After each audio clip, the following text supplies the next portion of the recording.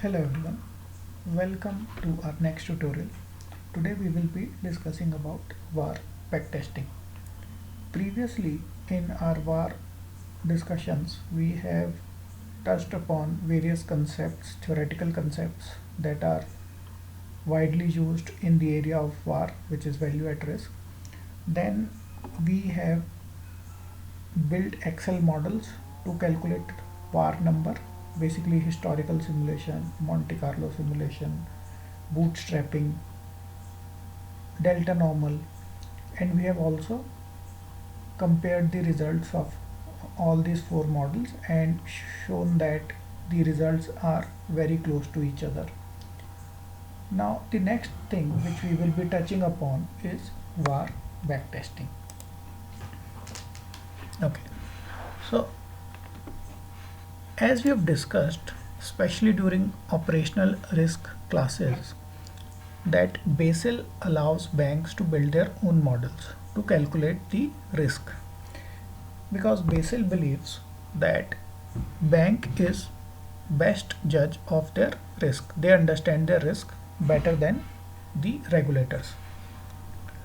But there is a conflict of interest if Basel just allows banks to do whatever they want. And that conflict of interest basically arises when bank tries to intentionally underreport the risk to reduce the capital that it needs to hold. So that's why Basel has created a process of testing banks model.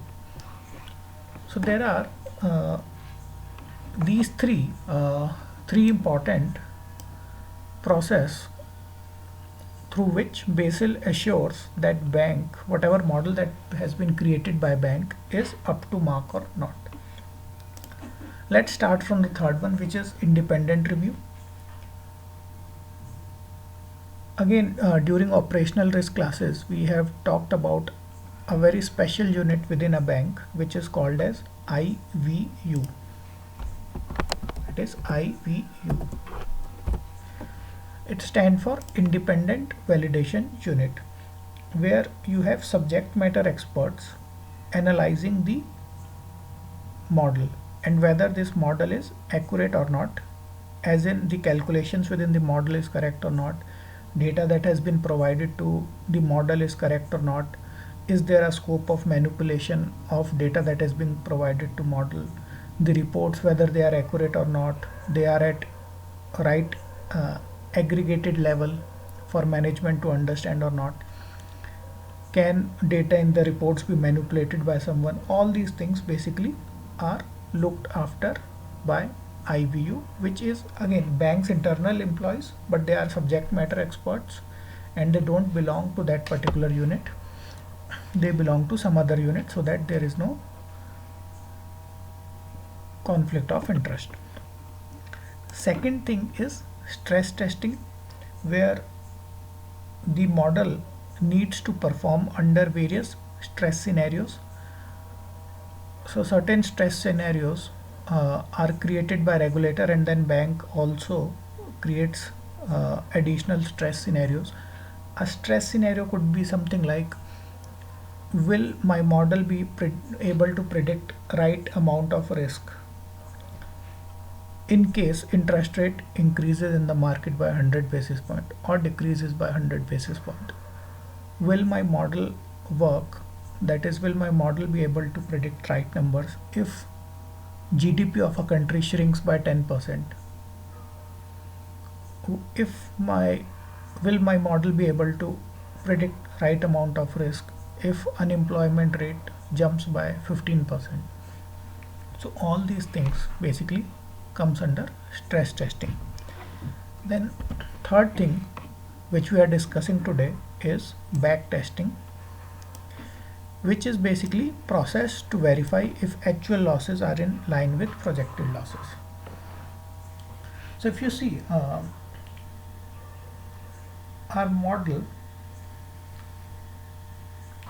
if so your model basically tries to predict what could happen in future.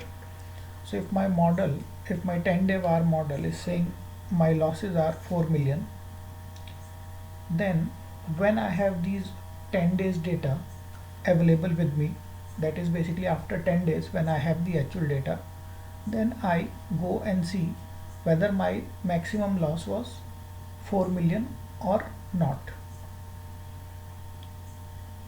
So that's what it basically tries to do. Your projected losses, you have losses coming out from model. It has projected that your maximum loss could be something. Then when you actually have those data for those days, then you try to test it. A simple way to understand, forget about VAR. Let's say I have a model to predict my stock prices, let's say for Reliance Industries. Yeah. So if my model says tomorrow, that is, let's say today is 22nd August 2020, and my model is going to predict price of this share on 25 August 2020. Now if my model is predicting that share price should be, let's say 2000, or let's give a range. Share price should be 2000 on the lower side, and on upper side it should be 2100. Then when I reach 25th August and at close of 25 August, when I have the actual data, and let's say it comes out to be 2250, and I compare this actual data with the data that was predicted by my model and see whether my model was accurate or not. That's essentially the process of backtesting. So as soon as I have the actual data, I compare it with projected data and see whether they are in line with each other or not. Okay. So let's see how exactly this backtesting works in the area of value at risk. Now let's say 99% 1000-day VAR. What exactly it means? That there will be maximum 10 days exception, right? Where your losses will exceed. What is exception? Where your losses will exceed what is being predicted by your VAR model. So in our example, our model was predicting something around 27.5. Yeah. Okay. Our model was predicting something around 27.5%, and let's assume our portfolio size was 100 million. So my exception would be when losses are greater than 27.5 million. Now it says that your VAR model says that there can be only 10 days when your losses will be more than 27.5%. Now after 1000 days, when I have entire data, actual data, then I see if my days, my exceptions, number of exceptions were in line with 10 or not. If my model is predicting the loss higher or lower, then this number would be, let's say my model was my actual risk was 27.5 million, but my model was predicting something like 10 million. Then surely the number of exceptions or number of days when losses will exceed 10 million would be much higher. Okay. Now let's say in actual, if my expectation is 10, then if in actual number of exceptions are 8, 9 or 10 days, then just think about it from a layman point right now. Don't think about it from a statistics point of view. Your model is saying there would be maximum 10 days when your losses will exceed 27.5 million. When you have the actual data, you found out that number of days in actual were 8 or 9 or even 10, then obviously you will say that model seems to be accurate. What if there were 11 days when your losses exceeded 27.5 million? In a layman understanding, you will say that 11 is very close. There could have been a bad luck. There could have been a day or two where market fluctuations were a bit abnormal. So there could have been a bad luck. There could have been a sample error. But I was expecting 10. Actually I got 11. It's pretty close. And in a layman understanding, it looks like model is accurate. It's more or less accurate. Okay. But let's say instead of my expectation of 10 days, the actual number of days where my losses exceeded 27.5 million were 40 or maybe 50 or 60 or 100, then a typical layman understanding is that model is not right. There is something wrong with the model. When I'm expecting 10 and I'm getting 40, there's something wrong. Okay. But then regulators don't go by layman understanding. They need proofs that model is correct or not. They need a very objective way of telling whether a model is correct or not. They don't really depend upon the general understanding. Now question is, how do we prove that our model is accurate or not? And that's done via hypothesis testing using z-test or confidence interval test. Let's see both the methods one by one. Let's start with z-test. Now again, I'm not writing the entire statement, but I will concentrate more on concept here rather than writing the full statement. So let's say H0 is model is valid and H1 is model is invalid. So your alternate hypothesis is model is invalid and your base hypothesis is model is valid. Now I'm saying significance level is 5% or confidence level is 95% for this test. And don't confuse this with VAR confidence level of 99%. Here confidence level of 95% means we are ready to take 5% risk of rejecting good model. It's basically the accuracy of test, not the VAR confidence level. Okay. Now if you see, this is basically a kind of a Bernoulli trial where on a day could be a success or a failure. A success is when it has exceeded 27.5 million of loss. Basically your success is success of finding an exception, and failure is inability to find the exception. Okay, so it's either pass or fail, it's either heads or tail. Okay, so it's kind of a, it's not kind of, it is actually a Bernoulli trial. And what is a trial? A particular day. A day is your trial, because on that day you are trying to see whether your losses have exceeded your value that has been predicted by your model or not. So here your P, which is basically success of finding exception, is 1% because we are using 99% VAR. So there is only 1% chance of finding an exception. Number of trials is 1000 because we are using 1000-day VAR.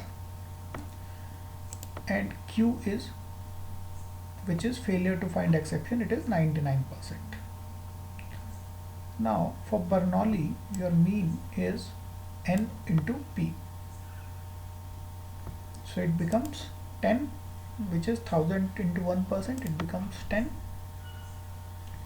Similarly, your standard deviation is square root of NPQ, which comes out to be 3.15. Okay, now let's say after 1000 days, when we have the actual data and we get 15 exceptions, okay, and based on it I need to check, I as a regulator needs to check whether this model is correct or not. So your Z value is basically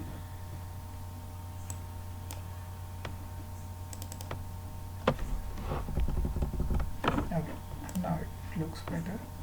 Your your Z value is your X minus mu divided by sigma. X is 15, which is actual number, actual exception. 10 your mean which we have calculated here for Bernoulli, and then sigma, which is standard deviation, which again we have calculated. This comes out to be 1.59. And how do we perform the Z test? We verify this, or we compare this number with the Z value of at a particular confidence level, which we have taken as 95% for Z test, which is 1.96. Now since 1.59 is less than 1.96, so it lies in the acceptance region. So statistically we can say that we cannot reject your null hypothesis, or in general term or in layman term we say that model is accurate. Okay, so that's the Z test. Now let's start with the second method. Again, these are something that we have already done in hypothesis testing, so we are just going to run quickly with them. Second thing is confidence interval. Here the way of performing it is you compare your actual number with whether your actual number lies within an interval or not, which is your mean plus Z value into deviation and mean minus Z value into deviation. So basically you calculate this, you just plug and play these formulas, and you see your actual value, which is 15, lies between 16.174 and 3.862. And since 15 lies in the acceptance region, we cannot reject null hypothesis. Statistically saying, we cannot reject null hypothesis, but actually what we want to say is that we are accepting the model, yeah, or we are saying that model is accurate. Okay, let's see how this backtesting gets further applied on the, or how this backtesting can reduce the impact on capital that is required by a bank. So capital required under Basel is a multiplier, which is a factor, an integer, or you can say a number, not an integer. It can be decimal numbers also. So just think of it as a number as of now. We'll come back to it in a while, but I think of it as a number into your risk calculated by 99% 250-day VAR model. Okay. Since we are taking 99% 250-day VAR, your expected number of exceptions are 2.5. Okay. So what Basel has done is it has defined these zones,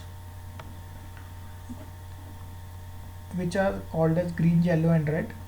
Then based on the number of exceptions, you get a multiplier, a value of multiplier.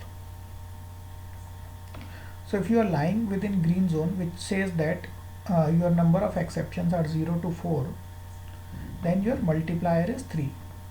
So 3 into whatever is your risk number, then your multiplier is, then this is your when you multiply them, you get your capital requirement. So let's say your VAR was giving 27.5 million, yeah, and then let's say my number of exceptions lied between 0 to 4. So my capital requirement would be 3 multiplied by 27.5. So which basically becomes 3 into, okay, so let's put it here.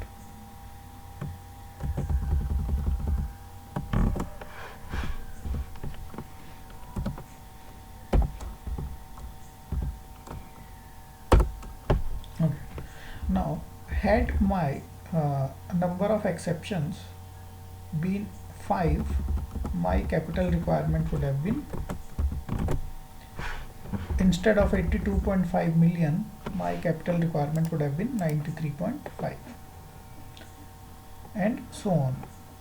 So this table gets completed like with 4. 4 is the maximum multiplier.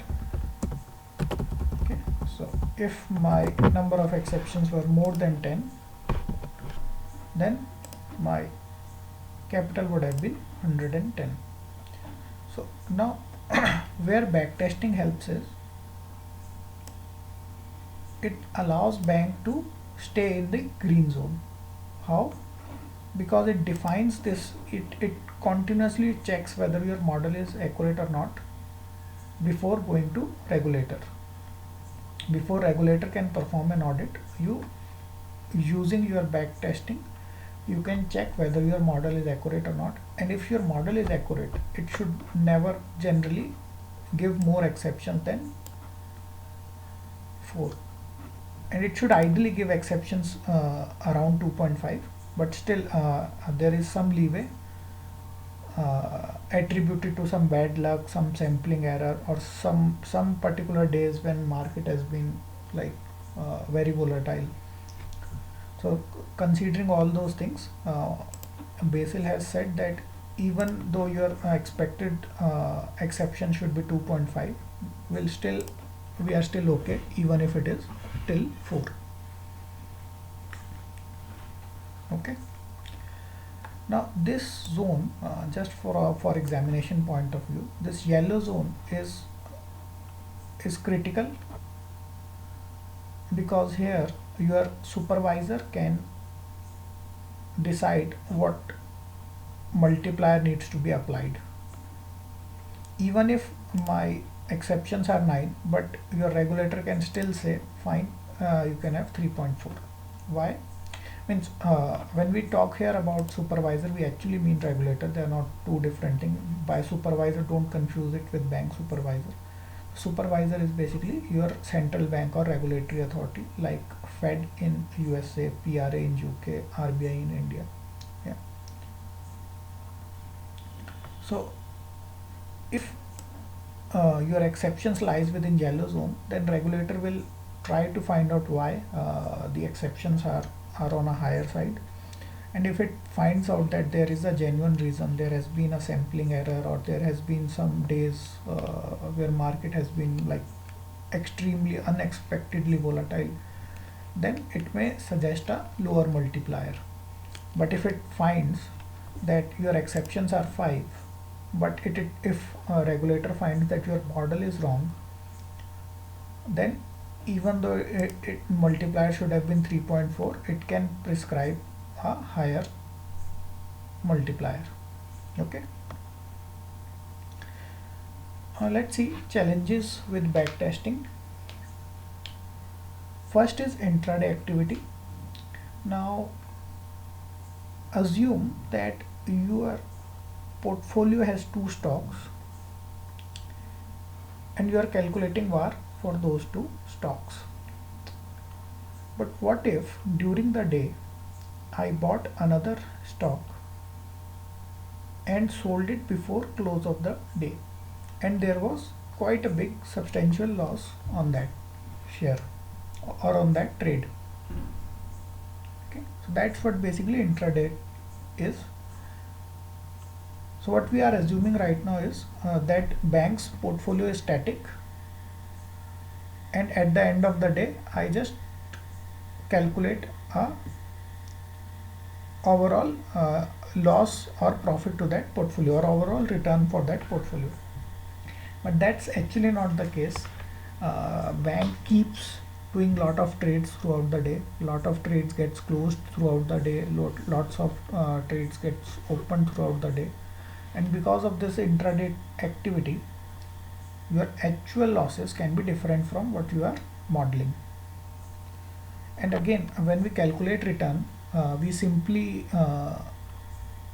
says that what was the previous day value of the portfolio and what is today's value of the portfolio.